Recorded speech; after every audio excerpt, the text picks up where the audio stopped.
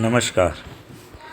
आपका स्वागत है हमारे YouTube channel doctor Mukesh Notiyal पर। तो जैसे मैंने आपसे कहा था कि मैं यूकेपीएससी में जो मैथमेटिक्स के प्रीवियस ईयर्स क्वेश्चन हैं ऑपरेशन रिसर्च के वो लेके आया हूँ।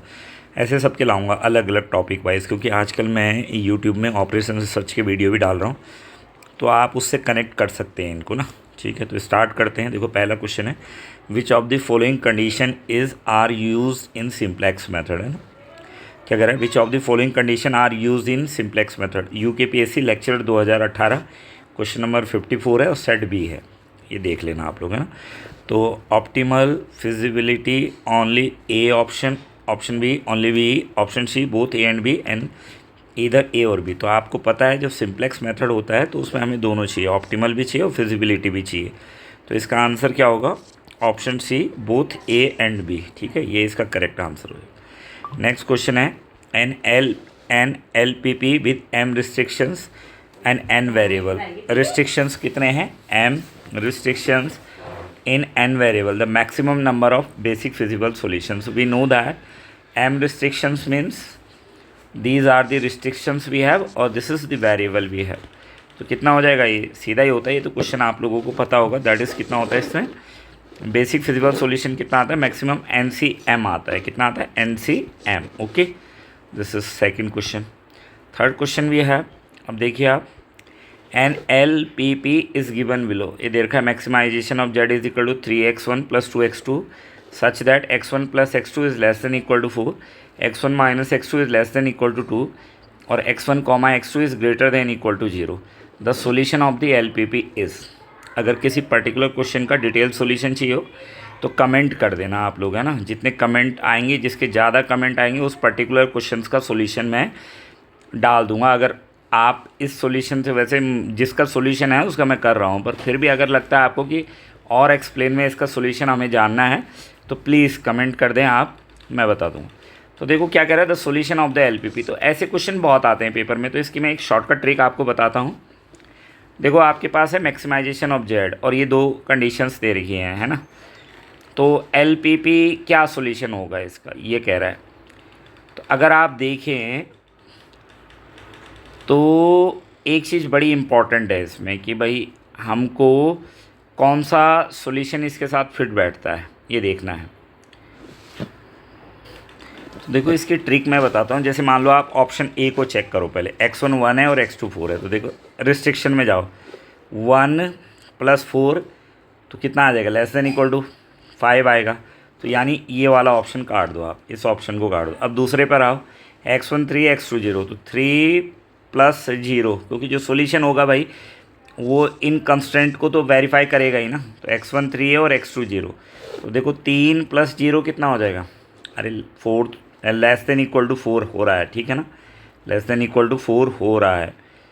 और यहाँ पर देखो आप, 3 - 0, 3 - 0 लेस देन इक्वल टू 2 हो रहा है, नहीं हो रहा है। 3 - 0 लेस देन इक्वल टू 2 नहीं हो रहा है। तो ये वाला भी आपका क्या हो जाएगा, कट जाएगा। आ रहा है समझ में, सीधा आंसर से सॉल्यूशन कैसे निकालते हैं।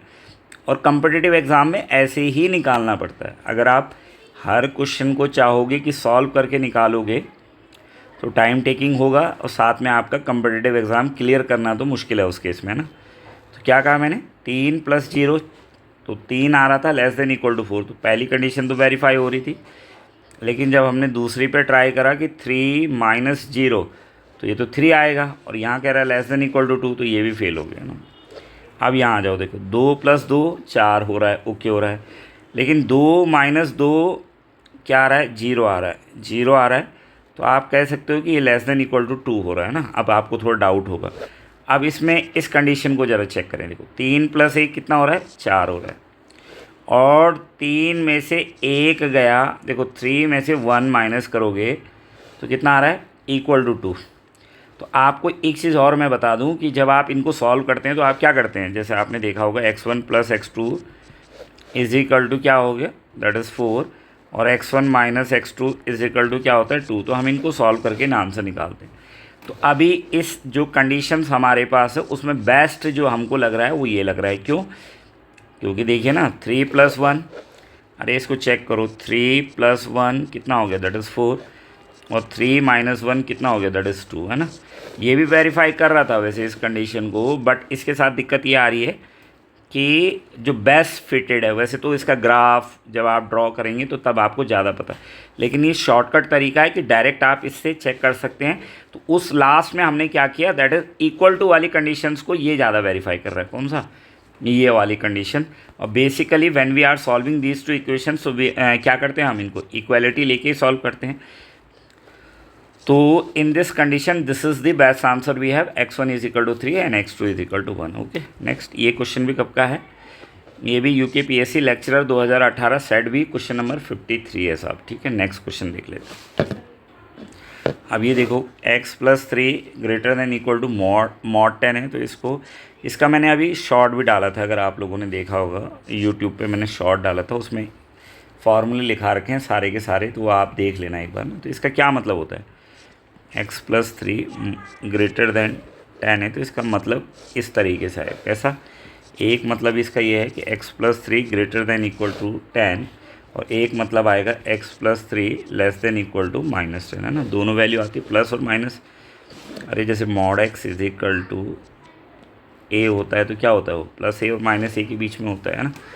तो ये कितना हो गया, इतना आ गया आपके पास। तो अब इसको सॉल्व कर लीजिए आप, सीधा फार्मूला ही होता है इसको, ठीक है ना। इसका क्या होता है, सीधा फार्मूला होता है, F X is equal to mod X का आपके पास फार्मूला होता है ये, F X is equal to mod X. तो आप लोग इसको एक्सप्लेन करते हो X greater than equal to minus X less than equal to 0, है ना, इसमें होता है।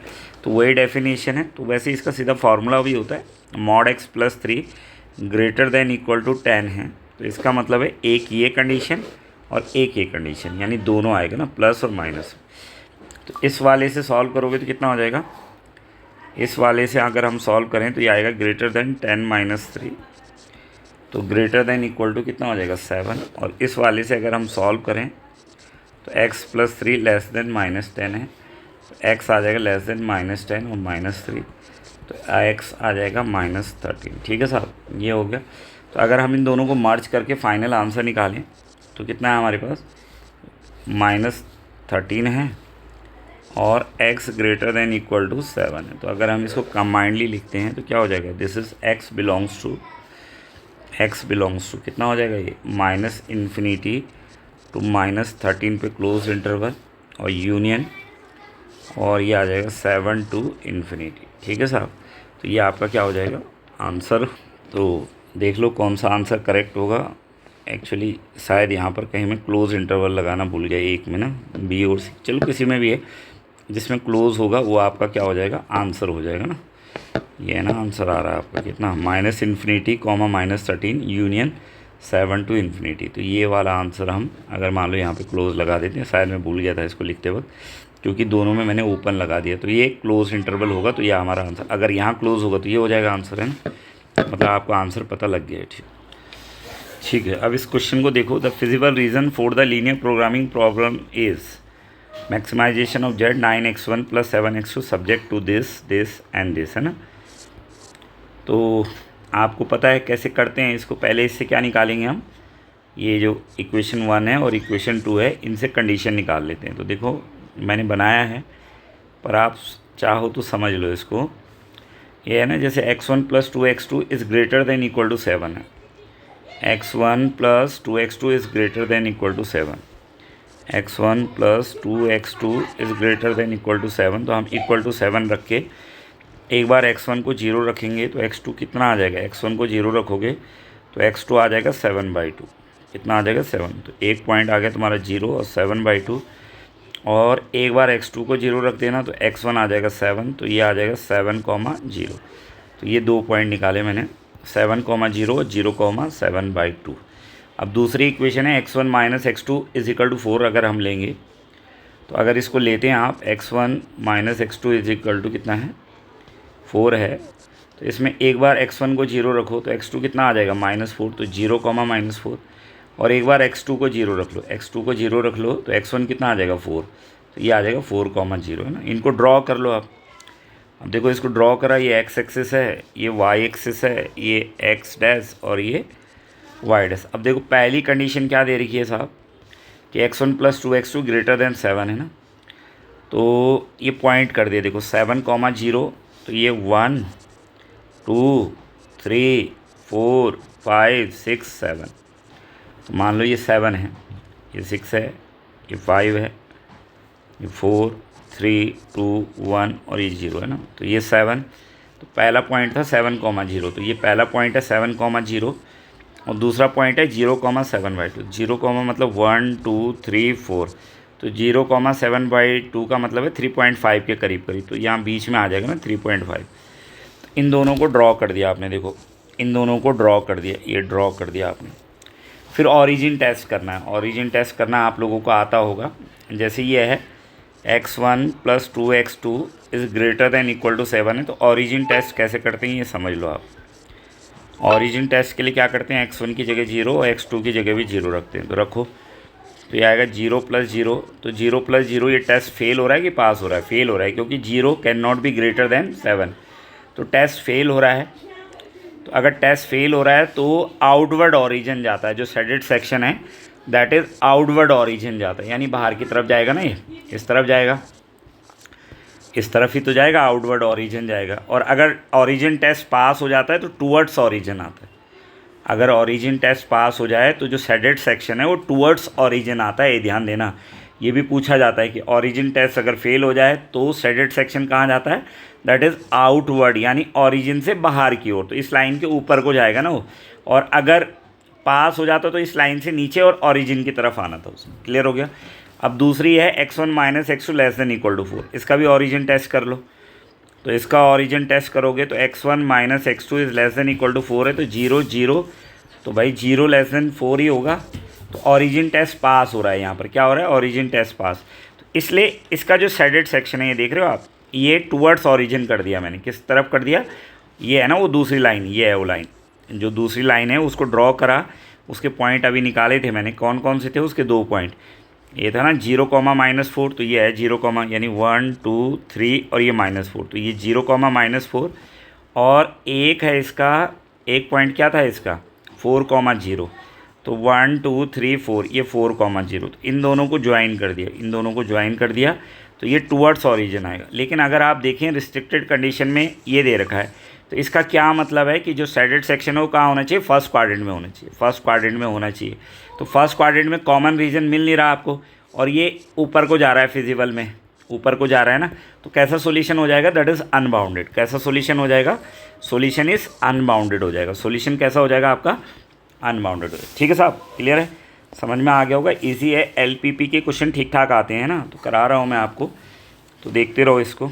नेक्स्ट क्वेश्चन देखो नेक्स्ट क्वेश्चन है, solution of the linear programming problem minimisation of z = 2x1 + x2 such that x1 + x2 greater than equal to 1, x1 + 2x2 < = 10 और x2 < < 4 and x1, x2 greater then 0। तो ये आपके लिए क्या है, ये आपके लिए है एक वर्क ना, समझ लो आपके लिए होमवर्क है। और इसका आंसर आप मुझे कमेंट में कमेंट करके देंगे, इसका आंसर मुझे आप कमेंट बॉक्स में कमेंट करके देंगे कि क्या इसका आंसर है। ठीक है, क्वेश्चन नंबर 6 क्यों सेम ही क्वेश्चन है, जैसे ये कराया वैसे ही ग्राफ बनाओगे और तब आप चेक करोगे कि कहाँ पर आपको minimization of z minimum value मिल रही है, फिर उसको रख के इनमें से जो मिनिमम वैल्यू आएगी वो आपका क्या हो जाएगा, आंसर हो जाएगा। ठीक है, अब नेक्स्ट क्वेश्चन देखते हैं हम। देखो नेक्स्ट क्वेश्चन है, dual simplex method is applicable to those linear programming problem that start with. तो आपको ध्यान रखना है कि जो